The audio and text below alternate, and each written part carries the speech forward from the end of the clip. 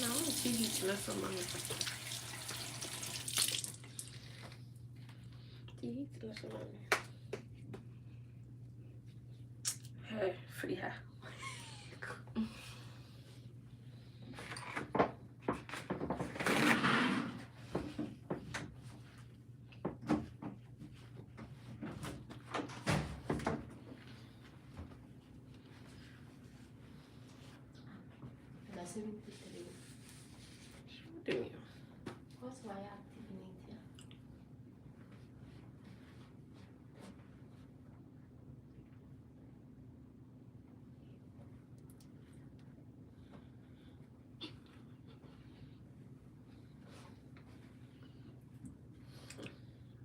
Fala laptop pra lembrar, né? Ana, me tinha storytelling.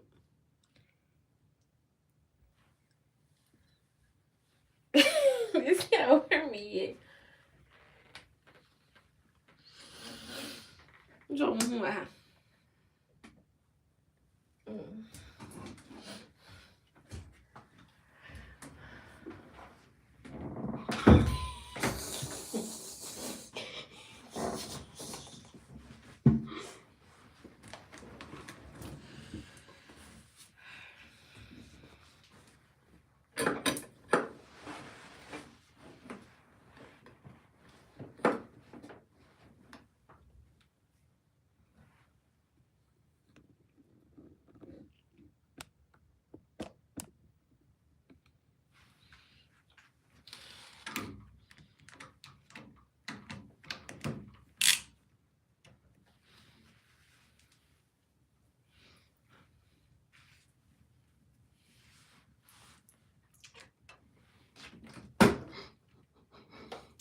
Esse me lightning.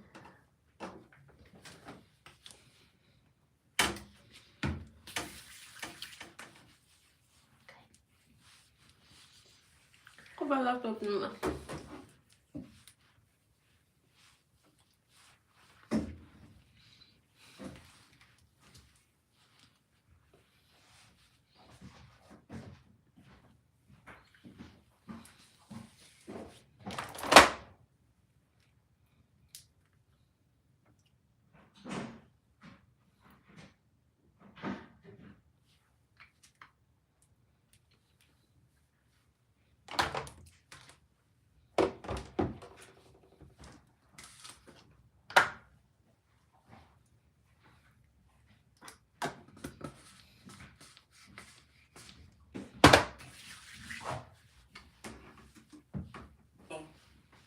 She simply stared at Kunle.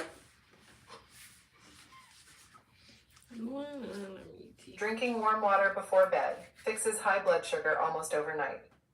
Thousands of people are apparently regaining control of their blood sugar every night as they sleep.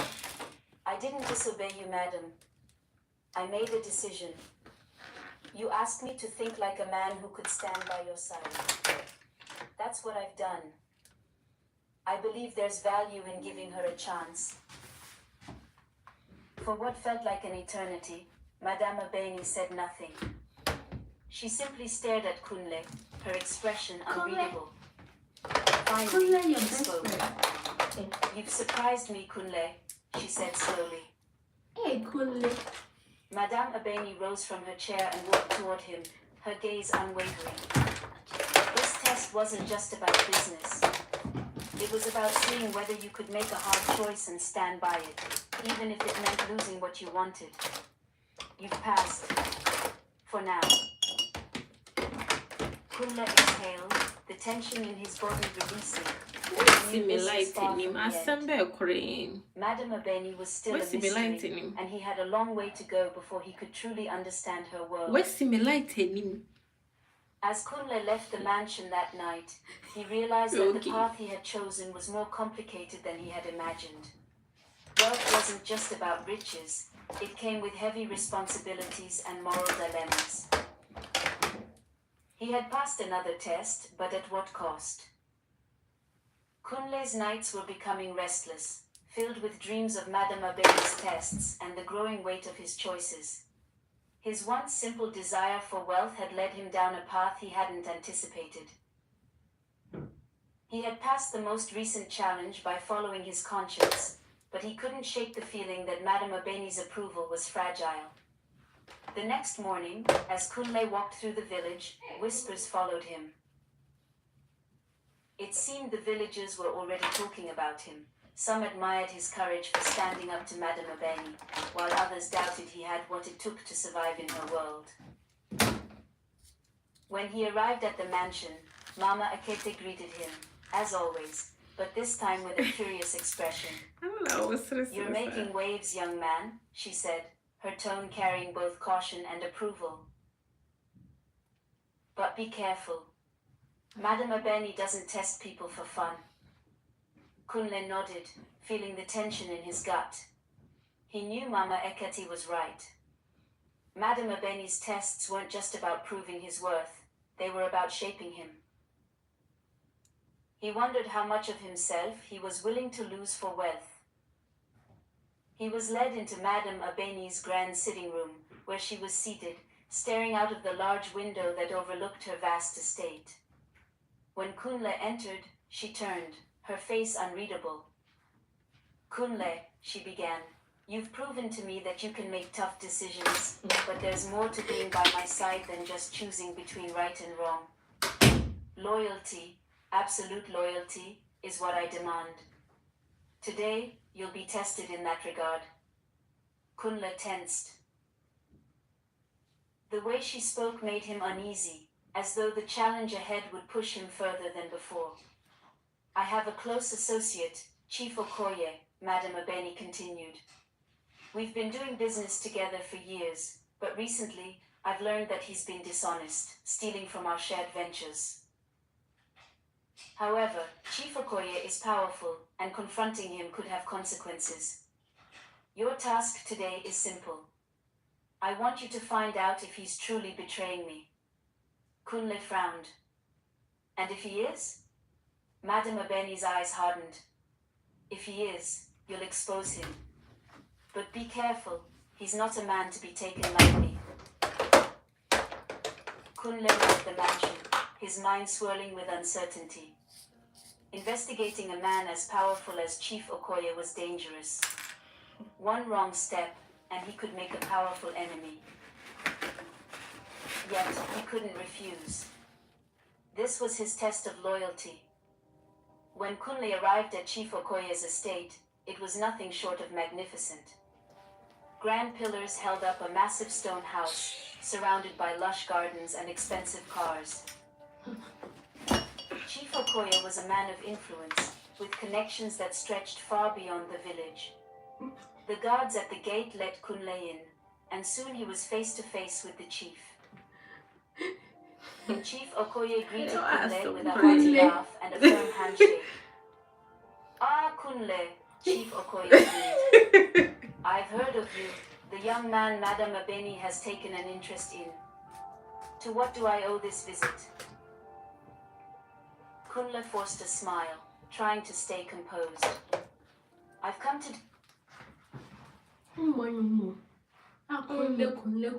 YouTube, I bet copyright. Ooh.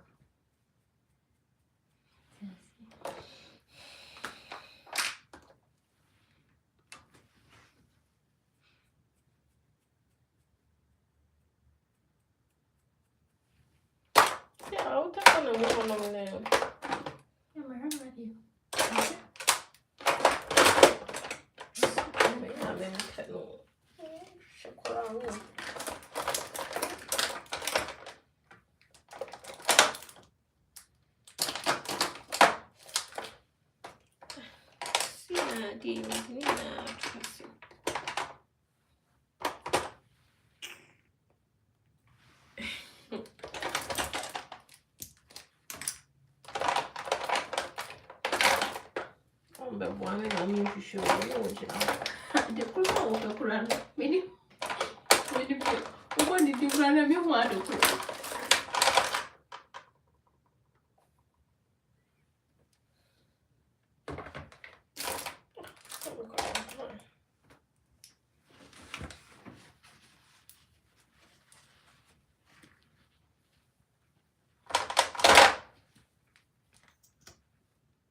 Hey.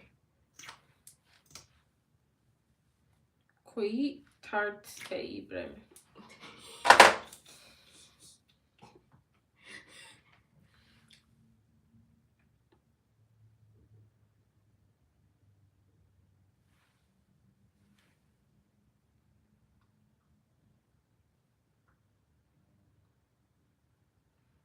Yeah, what do?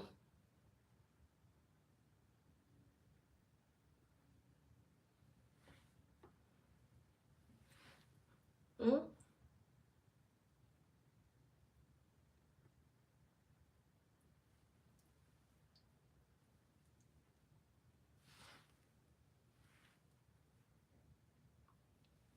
Hey.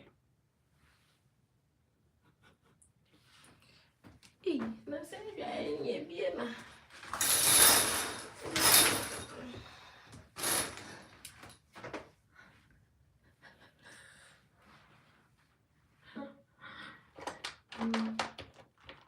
Yeah, why not? Nessa uma foto.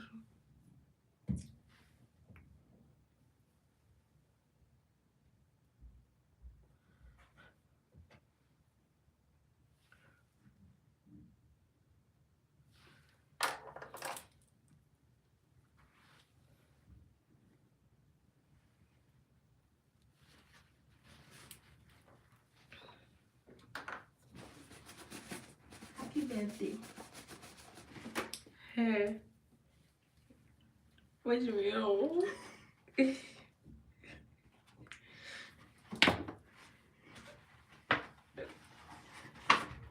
Maybe I'll go on the sidewalk. Hey.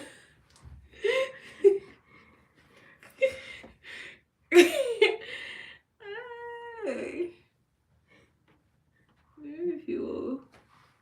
Oh, Jay.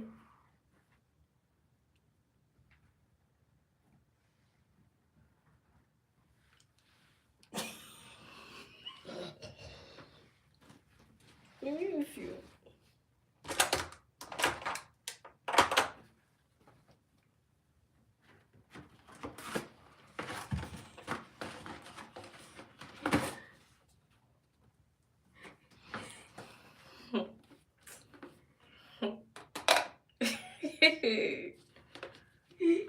Ai, sem cara.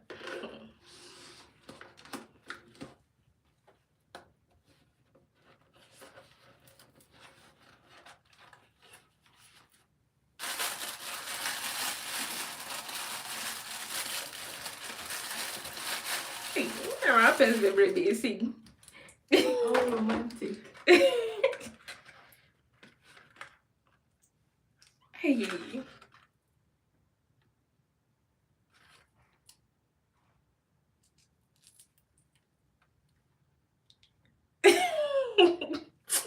Speechless. Speechless.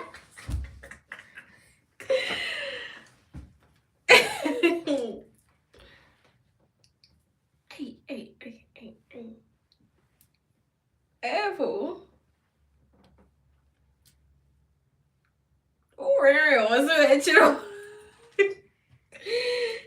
Oh, Apple. Thank you.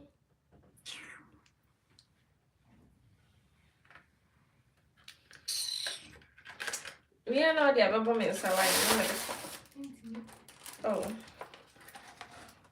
Oh, yeah, não adiava pra mensar. Baba, you're really cool. Oh, wait. Oh, wait a minute. Oh, it's cute. Say, oh. Hey. It's really cute. Thank you.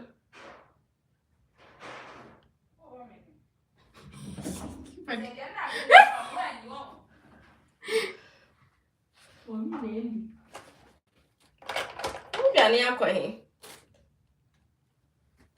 Ujani aba he. Kangwa.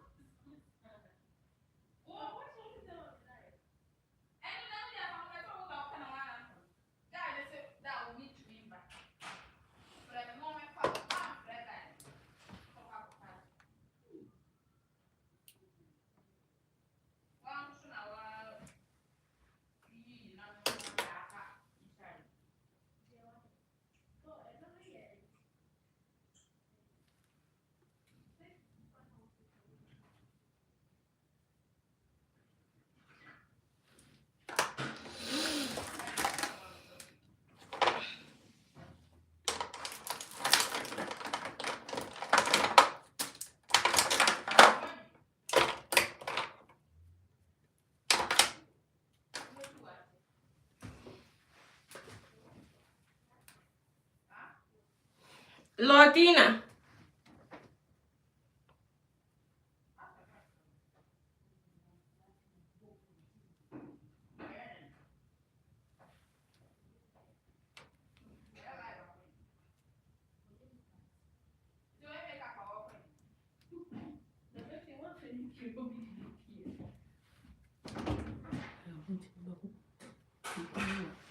Calm, battalion.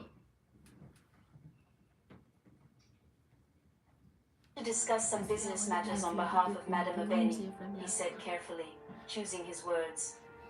There have been some concerns about recent transactions, and I've been asked to clarify a few things.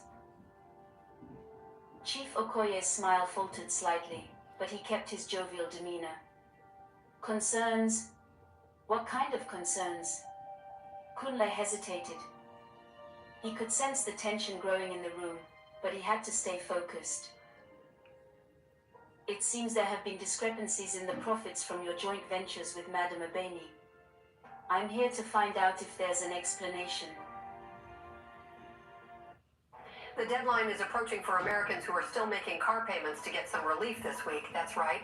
Americans who owe more than $6,000 on their car can receive a voucher. For a moment, Chief Okoye's face darkened. He leaned forward, his voice dropping. You're accusing me of stealing from her, aren't you? Kunle knew he had to tread carefully. No accusations, Chief. I'm simply here to gather information. The chief stood up, his eyes flashing with anger. Let me tell you something, boy. You're playing a dangerous game, aligning yourself with Madame Abeni. She's powerful, yes, but her power doesn't reach as far as mine. You're smart to be loyal to her, but if you cross me, you'll regret it. Kunle felt his heart race. The chief's warning wasn't enough. He was in dangerous waters, and one wrong move could cost him everything. But he also knew that going back to Madame Abeni without answers wasn't an option. Taking a deep breath, Kunle stood his ground. Chief, I'm only doing my job. If there's nothing to hide, then this should be a simple matter to resolve. For a long moment, Chief Okoye glared at Kunle, his expression unreadable. Then, to Kunle's surprise, the chief's face broke into a smile once more, though it didn't reach his eyes. Very well, Kunle, you'll have your answers. But remember this, loyalty is a dangerous thing. It can change overnight. Kunle left the estate feeling unsettled. Chief Okoye had given him some documents to take back to Madame Abeni, but something about the interaction didn't sit right with him. He couldn't tell if the chief was hiding something or if he had just been warned to stay out of things he didn't understand. When Kunle returned to Madame Abeni's mansion, he handed her the documents, his mind still racing with uncertainty. She flipped through them, her face unreadable. Then she looked up at Kunle. What do you think? She asked. Kunle hesitated. He knew that his answer mattered. This was another test of loyalty. I think Chief Okoye is hiding something, madam, he said slowly. He gave me the documents, but I don't trust him. Madame Abeni nodded, her expression cool. Good. You've learned to trust your instincts. Chief Okoye has been a valuable partner for many years, but loyalty can fade, especially when money is involved. She stood up, walking to the window and gazing out over her estate. Kunle, you've passed another test. But remember, loyalty is more important than anything. In this world, people will betray you for far less than you imagine. Kunle felt a wave of relief, but it was short-lived. Each test was pulling him deeper into Madame Abeni's world, and with each step, he felt his moral compass being challenged. The promise of wealth was still there, but the cost was becoming clearer. As he left the mansion that evening, Kunle wondered if loyalty to Madame Abeni would mean losing his loyalty to himself. Kunle's steps felt heavier with each day. The pressure of Madame Abeni's tests weighed on his conscience. He could sense that something big was coming, something that would force him to make a final decision. Was this life of wealth and power really worth the cost? He had seen the influence and luxury that came with Madame Abeni's world, but also the moral compromises, the corruption, and the pain it brought to others. As he arrived at the mansion, the air felt different, thicker, more tense. Mama Eketi greeted him with a concerned look. Madame Abeni is waiting for you in the main hall, she said quietly.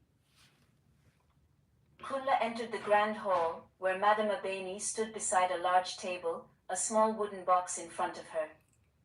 Her eyes were sharper than ever, and the air around her seemed to crackle with authority.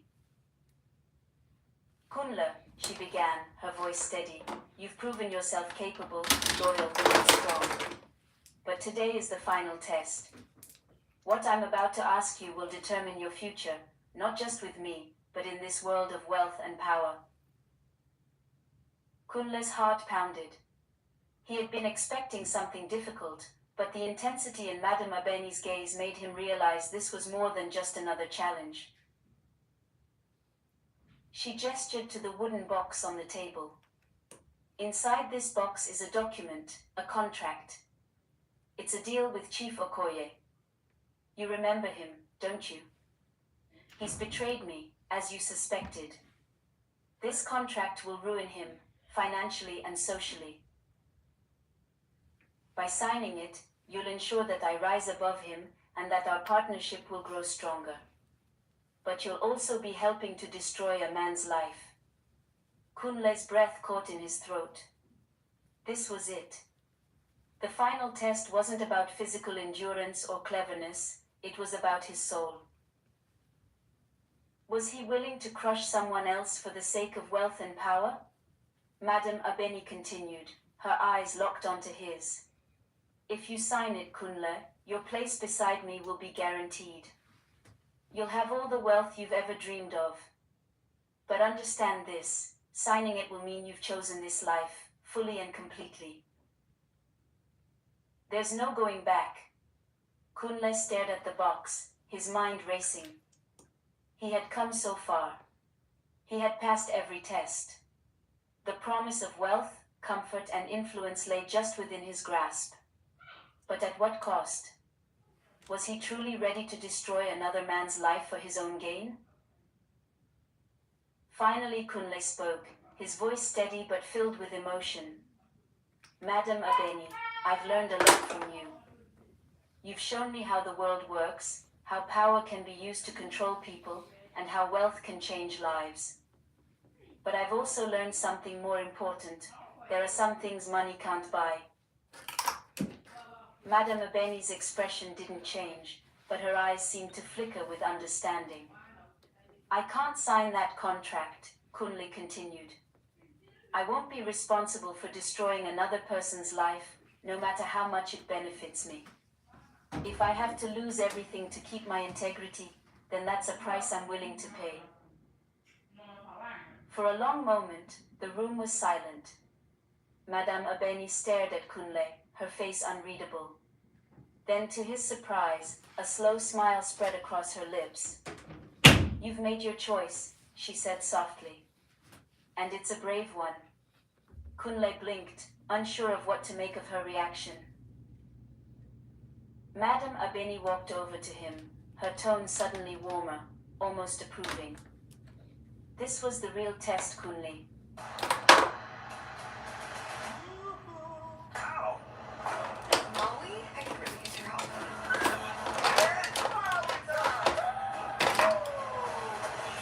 Disney's Moana 2, rated PG, now playing.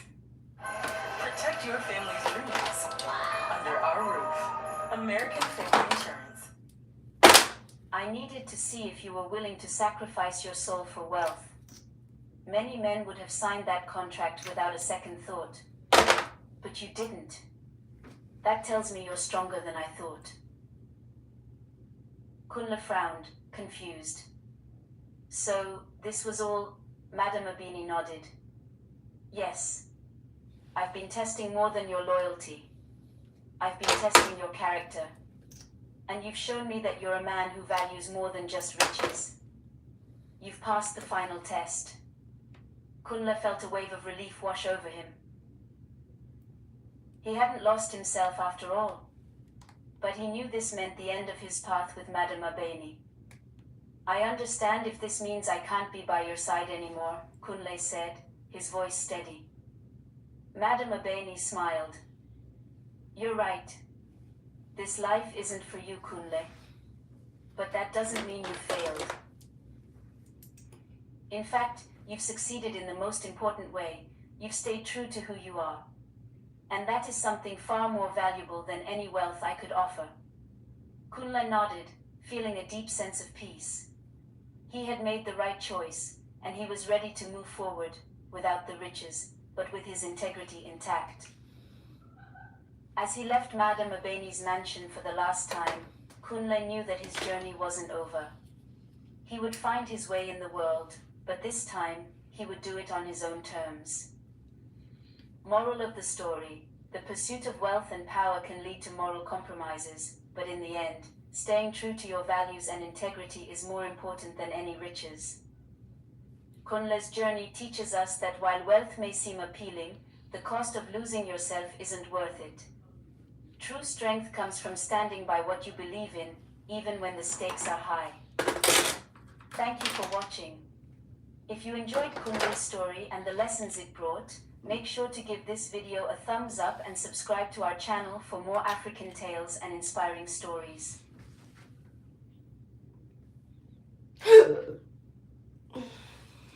Victoria, Adehari began, his voice stern.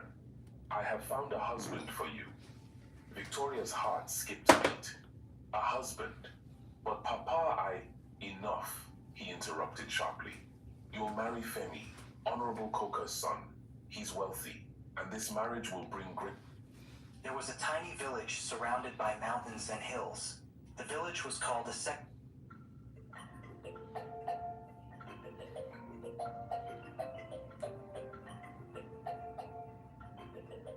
Occasionally, she would help the villagers with small matters, find it. In the heart of an ancient African forest lies the story of a forbidden love that shook the foundations of a proud tribe.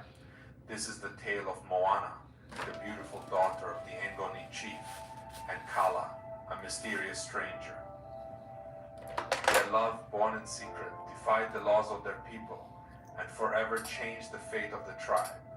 In this story, you will witness how love can be both destructive and healing, and how the choices we make can echo through time.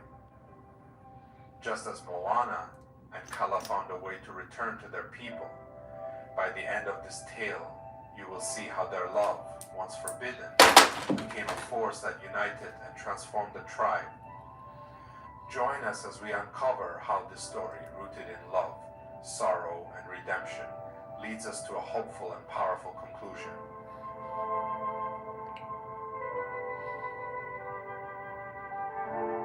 In the heart of Africa, deep within an ancient forest untouched by time, lived the Ngoni tribe. They were a proud people, steeped in tradition and bound by the laws of their ancestors. For generations, the Ngoni had lived in harmony with nature, worshipping the spirits of the earth, the sky, and the ancestors who watched over them. Their lives were guided by a strict code of honor where every member of the tribe knew their place and role in maintaining the delicate balance of their world. At the center of the tribe's life was Moana, the beautiful daughter of the chief. With sharp eyes and a big heart, Moana was beloved and respected by all the members of the tribe. She was not only known for her beauty, but also for her wisdom and intelligence. Her father, Chief Kaita, saw her as a symbol of the tribe's future and always presented her as a role model for the tribe's youth. But as the chief's daughter, she carried a heavy responsibility. Her choices would shape the future of the tribe.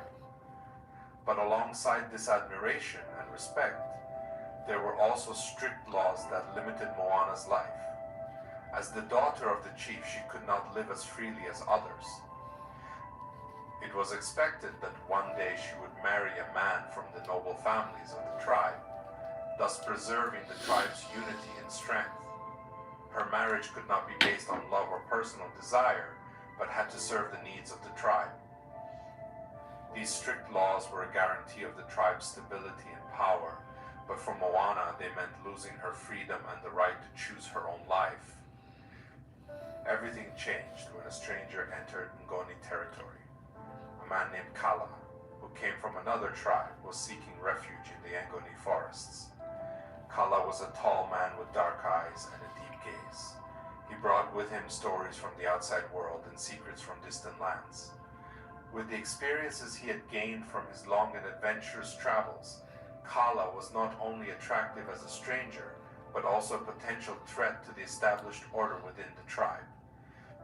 He carried new ideas and different beliefs that could have a profound impact on Moana and ultimately on the entire tribe. Moana and Kala first met in one of the dense forests of Ngoni. This encounter marked the beginning of a story that would change not only their lives but also the fate of the entire tribe. Kala captivated Moana with his stories and introduced her to a world beyond the borders of her tribe. The more they talked, the more she drifted away from her limited world and was drawn to something new and unknown. With the knowledge he had of the outside world and his different perspectives on life, Kala quickly captured Moana's attention and heart. As days turned into nights and weeks into months, the relationship between Moana and Kala deepened. They met in secret within the forests, and with every moment spent together, their love grew stronger. But it was a love they could not speak of openly. Moana knew that if the tribe discovered their relationship, the consequences would be dire. Kala also understood that his presence in the tribe alone was a threat, and now with his love for Moana, this threat had multiplied. Moana and Kala decided to keep their love hidden. They chose to meet at night instead of during the day. In the silence of the night, they were free from prying eyes and the strict laws of the tribe. But with each meeting, Moana's worries grew. She knew their love was something the tribe would never accept. This secrecy was difficult for both of them, but they believed that their love was worth any pain and danger. As time passed, rumors began to spread among the tribe members. Moana's behavior had changed, and these changes did not go unnoticed by the tribe. She was no longer as lively as before, and often seemed lost in thought. Her mother, Zara, who was always sensitive to her daughter's behavior, was the first to notice these changes. Zara, a wise and perceptive woman, decided to uncover the truth behind these changes. She began to investigate Moana's daily activities and soon realized that something hidden was happening. Zara approached Moana and asked her about the changes. At first, Moana tried to hide the truth from her mother, but Zara, with her intelligence and wisdom, soon realized that something more than ordinary concerns was at play. She began investigating and tried to find out what was causing these changes in her daughter. Zara, who had always believed in the power of love and loyalty, was soon shocked by the truth behind these changes. She discovered that her daughter was involved in a forbidden love, a love that could not only ruin Moana's life, but also bring destruction to the entire tribe. After weeks of inquiry and investigation, Zara discovered the truth. Hearing Kala's name and learning of his secret relationship with Moana, she was shocked and horrified. Zara knew that if this secret was revealed, it could have catastrophic consequences for her daughter and the entire tribe. She couldn't accept her daughter's betrayal of the tribe's laws, yet she couldn't ignore her motherly love. Zara found herself at a difficult crossroads. Should she reveal the secret or support her daughter? With a heavy heart and deep concern, Zara confronted Moana. She urged her daughter to end the relationship and respect the tribe's laws. But Moana, who was certain of her love for Kala, could not bring herself to end the relationship. She pleaded with her mother not to reveal their secret and to give her time to find a solution. Moana was torn between her love for Kala and her loyalty to her family and tribe, leading her to make difficult and risky decisions. Moana was caught between her love for Kala and her loyalty to her tribe. With each passing day, this inner conflict grew more intense. She couldn't bear to leave Kala, but she also didn't want to lose her family and tribe. This internal struggle pushed her toward difficult and dangerous decisions. Moana found herself more deeply entangled in this conflict, to the point where she could no longer make decisions easily. Deep inside, she felt that there was no way out of this situation and that any decision she made would have heavy consequences. If you were in Moana's position, would you choose loyalty to your family or a love that breaks the rules? Why? Write the answer in the comments. As time passed and the tribe's pressure increased, Moana and Kala decided to flee the tribe. They planned to escape through the Ngoni forest at night and go to distant lands. It was a decision that would separate Moana from her family and tribe, but she believed their love was worth the sacrifice. Kala, also hopeful for a brighter future, agreed with the decision. They decided to flee on a moonless night when darkness held the greatest power. The night of the escape arrived. Moana and Kala moved through the darkness of the night toward their freedom. Their hearts were filled with both hope and fear. They didn't know what lay ahead, but they were ready to face any danger for the sake of their love. Every step they took brought them further from their past and closer to an unknown future. On this dark night, the only light guiding them was the faint glimmer of stars above. Both knew that if they were caught, their fate would be nothing short of death. If you have come this far and you liked the video, be sure to like the video and let's continue the story. But as they fled, a warrior from the tribe who was on night patrol saw them. He immediately returned to the tribe and reported Moana and Kala's escape. The tribe's warriors quickly armed themselves and set out to chase them.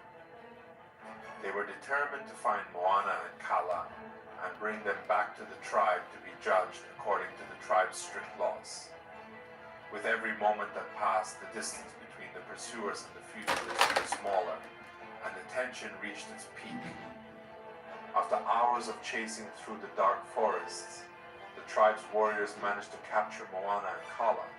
They were brought back to the tribe to stand trial before Chief Kaita and the other elders.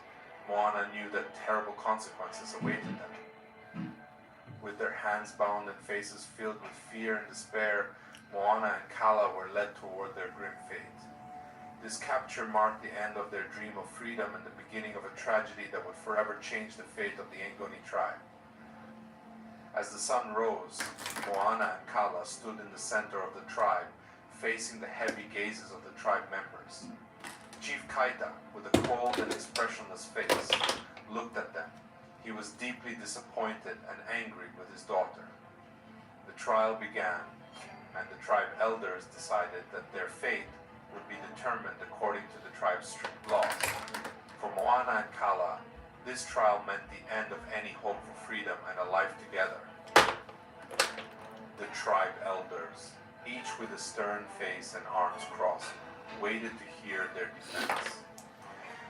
After much discussion and consultation, the tribe elders concluded that Moana and Kala had broken the tribe's laws and must be severely punished. Their sentence was permanent exile from the tribe. They were to be banished from Ngoni lands forever, never to return. For Moana and Kala, this sentence meant losing everything they held dear: family, friends, and their home. Yet deep inside, they remained loyal to their love and hoped to start a new life somewhere else. As Moana and Kala were led toward exile, Moana glanced back at her father and her tribe. She knew she would never be able to return to this place she once called home. This farewell was bitter and painful, but she believed their love made the sacrifice worthwhile. Her father, Chief Kaita, looked at her with a cold and emotionless gaze, showing no sign of forgiveness. With their hands bound and hearts broken, Moana and Kala moved toward an unknown future. With broken hearts, but filled with love for each other, Moana and Kala began their journey. They headed toward distant lands, hoping to start a new life. The journey was full of challenges and dangers, but they were ready to face any obstacle in their path. With each step, they moved further from their past and closer to an uncertain future.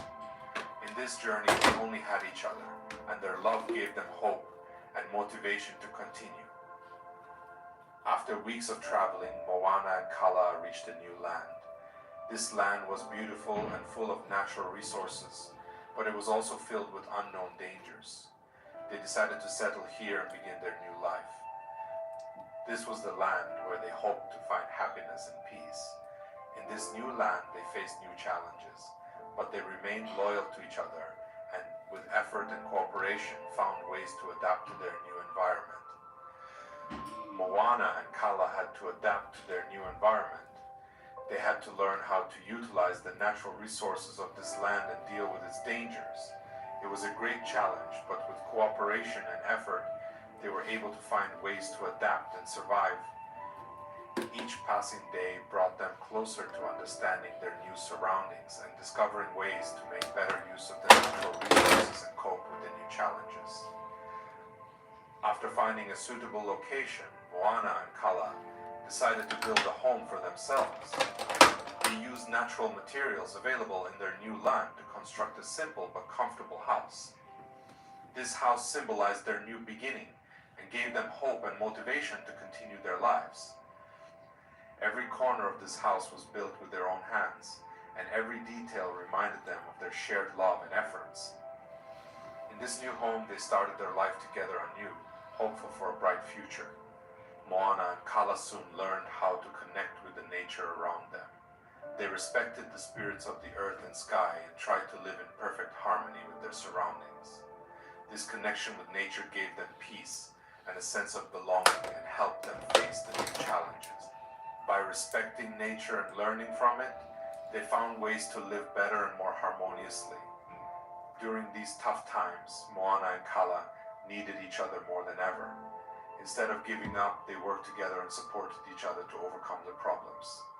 These difficult times strengthened their relationship and made their bond even stronger. Each challenge they faced gave them an opportunity to demonstrate their love and loyalty to each other. As time passed, Moana and Kala had their first child. This child symbolized their love and union and gave them hope and motivation to continue their lives. Despite the challenges ahead, they decided to work hard for their child's future and provide them with a better life. They had to learn how to care for and educate their child as parents. This was a new challenge, but with love and mutual support, they were able to overcome it. Each passing day brought them closer to understanding their new responsibilities and learning how to be the best parents for their child. As the years passed, the love between Moana and Kala continued to grow stronger. With each challenge they faced, their love deepened and their bond became more solid. This love gave them the motivation and strength to continue their lives and to face any problems that came their way.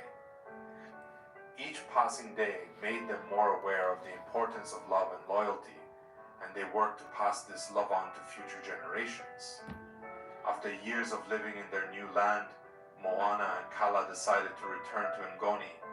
They felt it was time to confront their past and reconnect with their tribe. It was a difficult decision, but they were ready to face whatever challenges awaited them. Returning to Ngoni meant facing their past and trying to find a new place within the tribe. Moana and Kala explained to their tribe why they had decided to flee and asked for forgiveness for breaking the tribe's laws. They tried to show that their love was genuine and that they had never intended to harm the tribe. This act of seeking forgiveness gave them an opportunity to rebuild relationships with their tribe. With each word they spoke, they tried to soften the tribe's cold hearts and regain their trust. With time and the efforts of Moana and Kala, the members of the Ngoni tribe began to accept them. This process of rebuilding relationships was slow and took time. But eventually they were able to become part of the tribe again and establish friendly relations with its members. Each passing day made them feel more like they had returned home, and this return gave them new hope and motivation. In the end, Moana and Kala, through their love and efforts, were able to reunite with their tribe.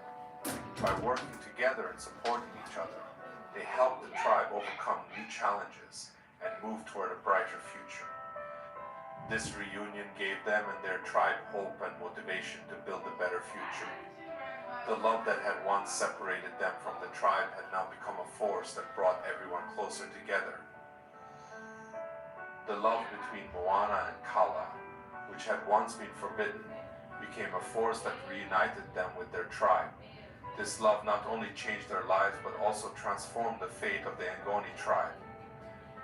This story shows that love, even in the face of the greatest challenges, can find a way to triumph and rebuild. Now they look toward a brighter, more hopeful future, where their love had not only brought separation but also unity and harmony.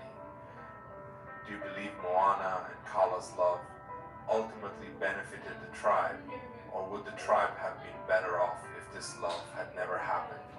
Write the answer in the comment. If you like this story, I will be happy to subscribe to the channel and activate the bell and wait for the next video that we will share together. Take care until the next video.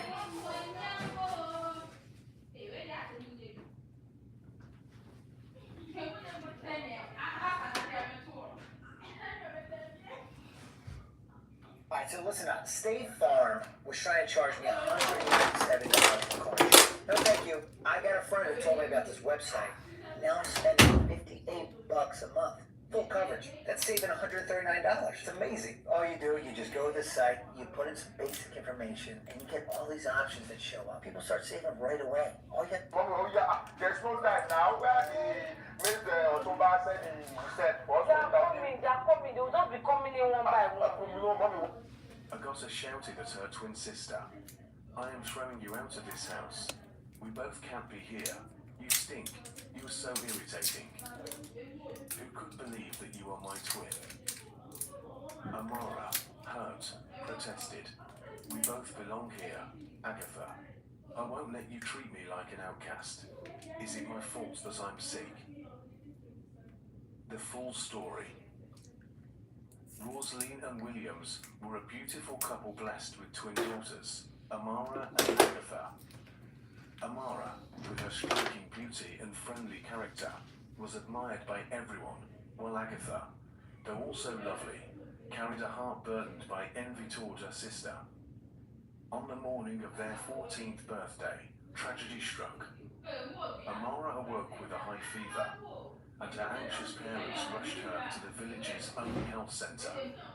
After conducting several tests, the doctors informed Rosaline and Williams that Amara was suffering from a rare skin disease.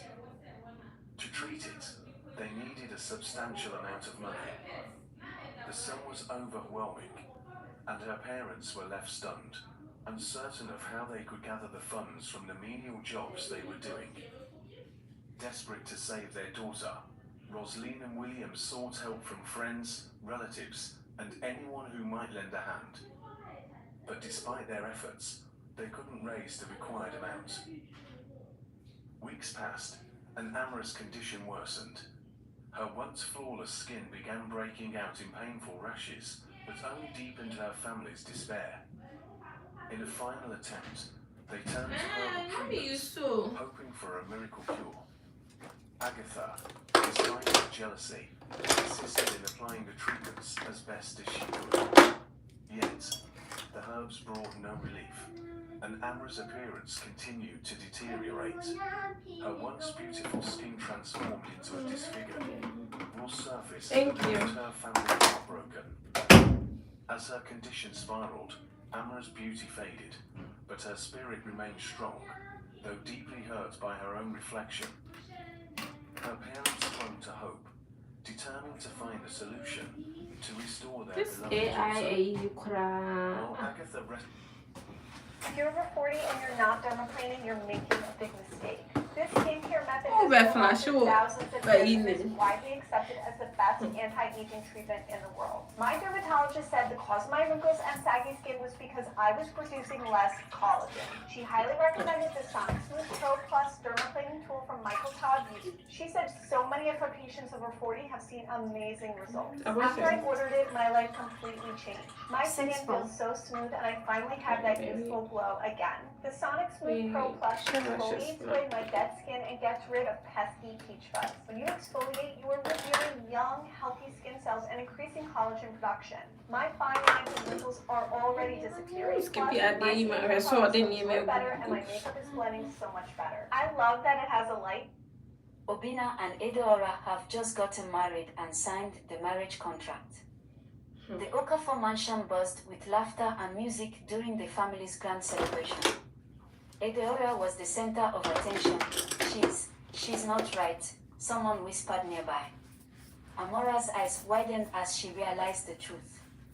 Edeora wasn't just shy, she was different. Her childlike behavior revealed a hidden reality. She is an imbecile. Now, let's start from the beginning. Amora's hands moved quickly, scrubbing the kitchen floor until it shone. She was used to the hard work, but her mind often wandered far beyond the servant's quarters. Amora didn't want to be just a servant forever. She dreamed of a better life, a life where people called her Madam, and not with the sharp, dismissive tone she had every day. She worked in the grand house of the Okafor family, one of the richest in the region. Their mansion towered above the village, its golden gates a symbol of their power. Madame Okafor, the mistress of the house, was strict and sharp-tongued. She ruled the household with an iron fist, ensuring every corner was spotless and every servant bowed low enough. Amora had learned to tread carefully around her. Chief Okafor, the master, was different. He hardly spoke, spending his days locked away in his office or traveling to meetings. He was a man of few words, but his quiet presence was commanding. And then there was Obina, their only son. He was charming, with a smile that could light up any room. But to Amora, he was more than just handsome. He had shown her kindness on rare occasions, asking if she had eaten or noticing when she was tired. These small gestures stirred feelings in her heart, feelings she knew were dangerous. Rumors buzzed in the air. Obina was said to marry Edeora, the daughter of a wealthy businessman. Edeora was a mysterious figure whom most had never seen, but everyone spoke of her family's wealth. Madame Okafor seemed obsessed with the union, determined to ensure her family's status remained untouchable. As Amora polished the silverware, she stole a glance at Obina walking past the kitchen. Her heart quickened. She knew she was playing with fire, but something deep inside her whispered, "What if you could have it all?" Amora, born into poverty, had spent her life serving others, watching them enjoy the wealth and comfort she had only dreamed of. She wanted more than scrubbing floors and being invisible. The Okafor mansion, with its chandeliers, silk curtains, and glittering parties, felt like a world she belonged to, not as a servant but as a mistress. Her ambitious heart latched onto Obina, the charming and handsome son of the family. To her, Obina wasn't just a man, he was her ticket to a life of luxury and status. She started imagining what it would feel like to stand by his side, to have Madame Okafor call her daughter-in-law instead of a servant. But one thing stood in her way, her fiancé. Amora had been engaged to Chika, a hardworking but humble driver from her village. Chika loved her deeply, but Amora saw him as a reminder of the life she was desperate to leave behind. Without hesitation, Amora ended the engagement, sending a brief, emotionless message to Chika. She told herself it was for the best. Her focus was now entirely on Obina, and she couldn't allow any loose ends that might give him a reason to turn her down. Her actions didn't go unnoticed. Madame Okafor, sharp-eyed and calculating, began to see through Amora's growing desperation. She noticed the way Amora lingered near Obina or smiled too brightly at his jokes. Though Madame Okafor didn't confront her directly, her lips would curl into a cold smirk whenever she caught Amora staring at herself. "Foolish girl," Madame Okafor muttered to herself. "She thinks she can climb her way into this family." Madame Okafor decided not to act just yet. She had bigger plans that would secure the Okafor family's future and wealth. To her, Amora was just an annoying insect she could swat away when the time came. It was about 12 midnight as Amora finished her chores. The house was quiet, with most of the family asleep. As she turned to leave, she heard soft footsteps behind her. She froze. Amora, Obina's voice. In 2019, I was homeless, and now in 2024, I'm in a $500,000 house and I'm living life. I'm like blown away, so it does work. No one believes me. They really didn't. Within a couple hours, I started getting phone calls from people interested. If you want to be successful, follow the people that are successful, and I want to be successful. So, a couple weeks ago, I found this video that explains how every one of these digital side businesses that you see online today are basically a waste of time. Affiliate marketing, social media, selling stuff on Amazon. And these things just seem impossible to learn. They take way too much time, too much money, and you're competing with like an army of 24-year-old tech wizards, right? Who grew up on their devices, and they have like 8 hours a day to kill. You've heard of the Great Transfer before, right? More than 32 million baby boomers are right now hitting the age where they're thinking about downsizing, thinking about retiring, maybe getting out of their current work and living situation and, you know, hitting the road in a camper, joining a golf club closer to their grandkids. So these people own $72 trillion worth of stock. Voice whispered.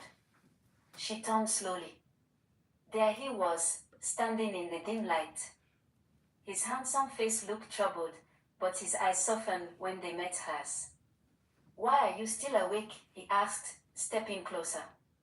I had work to finish, she said, lowering her gaze. You work too hard, he said gently. You deserve more than this. Amora's breath hitched. Was he just being kind, or did he mean something deeper? She couldn't ask. She didn't dare. I don't have a choice, she replied, trying to sound steady. This is my life. It doesn't have to be, he said, his voice heavy with emotion. Sometimes I feel trapped too.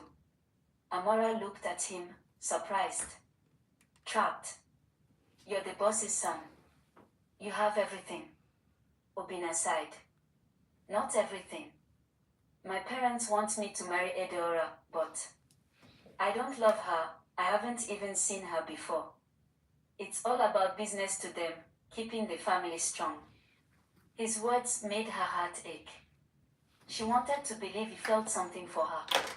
She wanted to believe there was hope, but she knew the dangers. Before she could speak, Obina reached out, his hand brushing hers. Sometimes, I wish things were different, he murmured. Amora's heart raced. She wanted to hold on to that moment forever, but before she could reply, a sharp voice cut through the air. Amora. Madame Okafos appeared in the doorway. Amora stepped back, trembling. Madame Okafos' glare was cold as ice. Know your place, girl, she hissed. Amora nodded quickly, but as Madame Okafor walked away, her words burned in Amora's mind. Know your place. But what if her place could change? Amora carried a tray of tea down the lobby.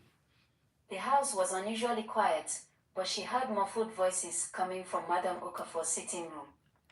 Curious, she stopped just outside the slightly open door. She must die. Madame Okafor's voice was low but firm. Amora's eyes widened, her grip tightening on the tray. I'm certain this is the only way, came a deep, unfamiliar voice. Yes, Madame Okafor snapped. Adora's family wealth will make us unstoppable, but she's in the way. Once she's gone, Obina will still inherit everything through the marriage contract. I don't want my son to spend the night with the imbecile girl after their marriage contract is signed. The stranger chuckled darkly. It will need to look like an accident. A fall, maybe. Something no one will question. Madame Okafor's tone turned colder. Make it happen. I'll ensure Obina has no choice but to move on and marry someone more suitable later. Amora's blood ran cold. They were planning to kill Edeora and make it look like an accident. She leaned closer, her heart pounding so loudly she was sure they would hear. The tray wobbled slightly in her hands, and one of the teacups rattled against the saucer. Who's there? Madame Okafor's voice snapped like a whip. Amora froze, holding her breath. She quickly stepped back into the shadows as Madame Okafor stepped out into the lobby, her eyes scanning for movement. After a tense moment, Madame Okafor returned to the room. Watch the servants. Especially that one, she said. She's been too nosy lately. Amora fled back to the kitchen, her mind racing. Should she tell Obina? What if he didn't believe her? What if Madame Okafor found out? The fear of retaliation was real, Madame Okafor was dangerous, and her suspicions were growing. But if she stayed silent, hey guys, so here is the glam. And this might be God's way of preparing. Let me know what you think, and if you want to see more glams like this. Have just gotten married and signed. Okay guys, so here's the glam. If you want to see more glams like this, let me know. I'm in a very time crunch right now, so I'm gonna do my hair and I'm gonna leave. So if you want to see more updates, just go ahead and subscribe, and I bring more live to you. Okay, I'm gonna post a lot of videos and a lot of shorts for you guys, so just make sure you subscribe, comment, let me know what you guys want. Okay, I love you so much. I'll see you in another lot. Thank you.